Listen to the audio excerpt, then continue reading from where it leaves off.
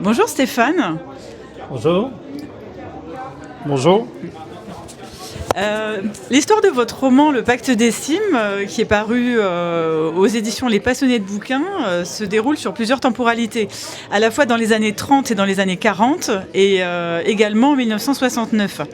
Entre ces deux périodes a été édifié le barrage EDF du Chevril sur le cours de l'Isère, et l'ancien village de Tignes a été englouti sous les eaux en 1952 après que l'État a expulsé les habitants et détruit le village. Pourquoi est-ce que vous avez choisi d'écrire sur ce sujet ?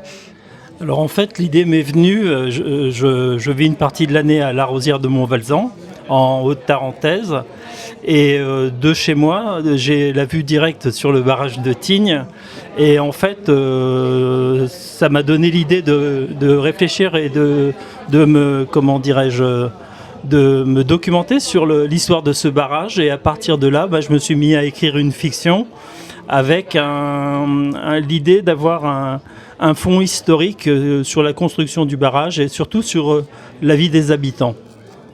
Vous vous êtes documenté, c'est uniquement de la documentation ou est-ce que vous avez vraiment des origines tignardes par exemple ou de la famille Alors j'ai pas des origines tignardes, mais ça fait maintenant plus de 40 ans que je vis une bonne partie de l'année là, en Savoie, en Haute-Tarentaise, et c'est vrai que je suis pas de Tignes, mais en fait le village où j'habite et tous les villages environnants de la Haute-Tarentaise ont de la famille ou des amis ou des gens qui ont connu cette histoire du barrage de Tignes, ou même qui ont directement été impliqués dans cette histoire, parce que les familles habitaient tous dans la région avec des cousins, des frères, des amis qui vivaient sur Tignes à l'époque de l'ancien village. Alors l'ancien village de Tignes a été englouti justement en 1952 quand ils ont lâché les eaux à l'inauguration du barrage, mais Tignes existe toujours aujourd'hui. Oui, Tignes existe toujours, c'est un autre Tignes, puisque le barrage avec la construction du barrage, l'ancien village a été englouti. Alors pendant quelques années, en fait, il y avait des vérifications qui étaient faites par l'EDF et on vidait le barrage, ce qui permettait aux anciens de redescendre, voir un petit peu ce qui restait de leur ancien village. Mais aujourd'hui, c'est de plus en plus espacé et je crois qu'il y a des technologies qui permettent de faire des vérifications sans pour autant avoir à vider le barrage. Donc c'est une histoire qui se perd un peu, parce que les générations qui ont été directement touchées impliquées par cette histoire de construction de barrages, en fait, commencent à disparaître. Et c'est plutôt maintenant les générations qui ont vécu avec cette histoire pour l'avoir entendue des anciens, qui redécouvrent pour certains cet événement qui était un événement à la fois douloureux et qui a marqué quand même les esprits de toute cette région. Et aujourd'hui, du coup, il reste le hameau des Brévières en contrebas du barrage, les Boisses au-dessus, et ensuite la station de Tignes. Mais tout est très moderne et a été au-dessus reconstruit oui, par la suite. C'était vraiment avec la construction du barrage un pan de l'histoire qui s'est tourné, puisque le barrage a été construit majoritairement dans les années 50, et quand le village était englouti en 52 exactement, on est parti sur quelques années plus tard avec toute la période de l'or blanc. En fait, était une période où on a commencé à bâtir les stations de sport d'hiver, et ça a été le début d'une nouvelle aventure. Tignes qu'on connaît aujourd'hui, une grande station, un grand domaine, puisque Tignes Val d'Isère, c'est aujourd'hui un domaine de renommée internationale. Mais il reste toujours des pans de cette histoire-là, notamment si vous avez l'occasion d'aller au petit village des Boisses, qui est juste sur les premières hauteurs du barrage. Vous pourrez voir l'église de Saint-Jacques, qui a été reconstruite dans les années 50-52. À l'identique. Et qui a été reconstruite effectivement à l'identique de ce qu'était l'église qui a été détruite dans les années en 52. Et on voit souvent aussi à Tignes une exposition sur l'ancien Tignes, qui est souvent justement exposé devant le lac en été. Il y a toujours des choses qui se font. Et puis là, l'année prochaine, 27, ce sera les 75 ans. Donc c'est une date historique. Et je pense que peut-être il y aura des choses qui seront faites autour de l'histoire du barrage. Et c'est vrai que on a toujours l'occasion, au travers de fiction ou de documentation, de livres qui ont été écrits sur l'histoire du barrage de Tignes, pour ne pas oublier cette histoire-là. D'accord. Est-ce que vous pouvez nous dire ce qui se passe en 1969 dans votre roman et qui est Esteban ? Alors 1969, en fait, c'est une année bien particulière parce qu'elle va permettre la construction du roman, puisque c'est une fiction. C'est un polar et en fait qui se présente un petit peu comme un cold case en fait, puisque l'enquête est menée en 1969 pour une raison historique, mais que je ne peux pas dévoiler sur cette interview parce que ça spoilerait un petit peu l'histoire du pacte des cimes. Mais c'est une année qui à la fois va permettre de vivre un événement important en termes d'histoire de l'art. Et puis en même temps, ce qu'il faut savoir, c'est que dans la fiction que j'ai écrite, il y a l'idée, c'était de prendre le parti des gens qui ont vécu là à l'époque où le barrage a été construit. Et comme on redécouvre un peu l'histoire des gens de Haute-Tarentaise, enfin de Savoie en général, où les hommes l'hiver allaient travailler dans les villes. Et là, il se trouve que l'un des personnages centraux est quelqu'un qui va travailler à l'hôtel des ventes de Drouot. Et donc, on va faire des allers-retours entre Paris et la Haute-Tarentaise. Et le personnage d'Esteban est un personnage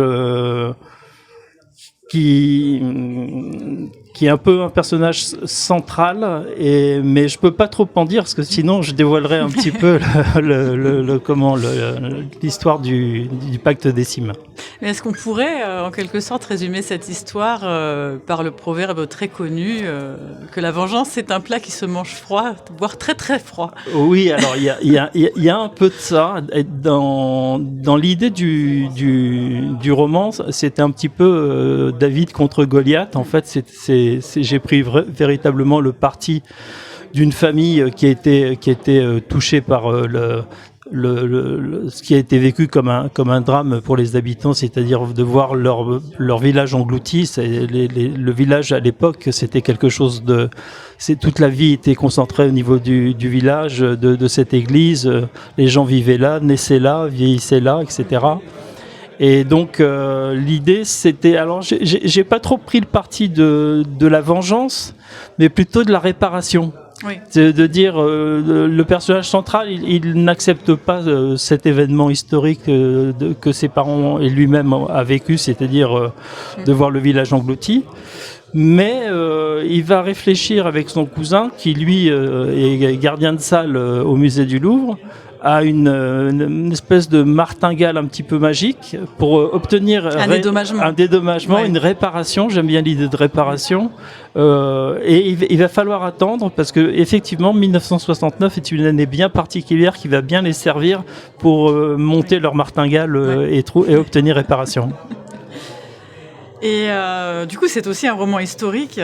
Mais finalement, quelle est la part de réalité et de fiction dans ce roman? Parce que on sait que la construction du barrage, la rancœur des habitants de l'ancien village, École Rouge de Drouot, tout ça c'est réel en fait. Tout ça, oui, c'est réellement passé. Mais est-ce que, sans trop en dire, sans spoiler, est-ce que finalement le coup de maître de Julien Barral, est-ce qu'il y a un lien quelconque avec la réalité ou pas? Alors écoutez, c'est vrai que tout est mélangé. À la fois la grande histoire, les faits historiques, et puis la petite histoire, celle du roman. Après, dans la construction, il y a quelque part de vérité qui vont se mêler, ce qui donne finalement de l'assise à la martingale qu'ils vont mettre en place, parce que ce serait pas dans la réalité, ce serait pas impossible d'organiser ce qu'ils ont mis en place, mais voilà, c'est tout un mélange. On finit par plus savoir ce qui est vrai de ce qui est, enfin, de ce qui est de l'ordre de la fiction que de l'ordre de la grande histoire. Et il me semble que vous êtes diplômé, que vous avez travaillé dans l'expertise d'œuvres d'art. Ça vous a beaucoup aidé, je pense, à rendre très crédible cette histoire.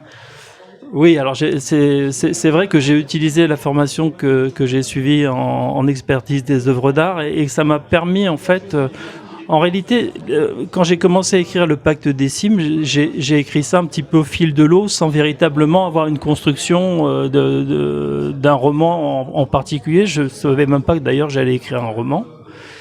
Et le fait historique, c'est effectivement, ce sont les cols rouges qui travaillaient à Drouot, qui m'ont permis de valoriser un petit peu mes connaissances en histoire de l'art et surtout une expertise sur tout ce qui est faux et faussaire et donc j'ai utilisé un petit peu ces connaissances-là pour pouvoir mettre en place une histoire qui est directement reliée au marché de l'art sous l'occupation, à la spoliation des tableaux sous l'occupation, et puis à de grands événements historiques qui ont eu lieu avec des faussaires qui illustrent, qui aujourd'hui encore font beaucoup parler et couler d'encre. Et est-ce qu'à la suite de la publication de votre roman, vous avez eu des retours de descendants, de familles de Tignards qui eux ont vécu dans l'ancien village? Est-ce que vous avez rencontré, est-ce que ça vous a aidé à rencontrer des personnes, à avoir des témoignages supplémentaires après la publication du roman? Alors oui, j'ai eu la première dédicace que j'ai faite, c'était à Bourg-Saint-Maurice, et j'ai rencontré une personne à qui j'ai dédicacé mon livre, et cette personne-là, c'était une grande cousine à lui, je crois. Elle s'était installée pendant la construction du barrage de Tignes, donc dans les années 50-52, avec son mari. Et ils avaient monté une cantine pour les ouvriers. Il faut savoir qu'à l'époque, il y avait plus de 5000 ouvriers, hein, des gens qui venaient un petit peu de partout d'Europe. Qui travaillaient. De morts aussi. Et il y a eu beaucoup de morts aussi. Et il y a eu aussi des morts. Et donc, eux tenaient... Enfin, sa cousine, elle avait monté donc une cantine pour les ouvriers, ce qui était chose assez incroyable. Et puis, deuxième anecdote, c'était cet été, j'ai fait une dédicace au Col des Aravis, où j'ai dédicacé mon livre à un randonneur qui était au col, et dont lui aussi, un membre de sa famille, était en fait la petite fille qu'on voit, si un jour vous avez l'occasion de regarder sur le site de l'INA, on voit un reportage qui a été fait en noir et blanc, bien sûr. Et on voit une petite fille à un moment, ça dure pas très longtemps, et en fait, c'était cette petite fille-là, c'était la dernière petite fille d'une famille de Tignards. Je crois qu'il y avait 13 enfants de mémoire. Et en fait, le livre que j'ai dédicacé lui était destiné. Donc finalement, c'est une belle histoire. C'est une belle histoire, oui. Une dernière petite question. Est-ce que vous avez un nouveau roman en préparation? Et si c'est pas trop indiscret, sur quelle thématique? Alors j'ai effectivement un roman en préparation qui est bien avancé, mais je me suis un peu détaché du cadre historique dans l'écriture, et je suis plus dans le monde du polar, vraiment à 100% dans le polar, quoi. Plus noir, du coup. Oui, c'est plus noir, c'est beaucoup plus noir. Mais bon, ça pour l'instant c'est encore sur ma table de travail, mais bon, j'ai bon espoir que bientôt je puisse le partager. On a hâte de le lire. Je vous remercie beaucoup Stéphane, et on vous retrouve toute la journée, aujourd'hui samedi et demain dimanche, à votre table au Salon du Polar de Sionzy. Merci beaucoup. Avec grand plaisir, merci Aurélie.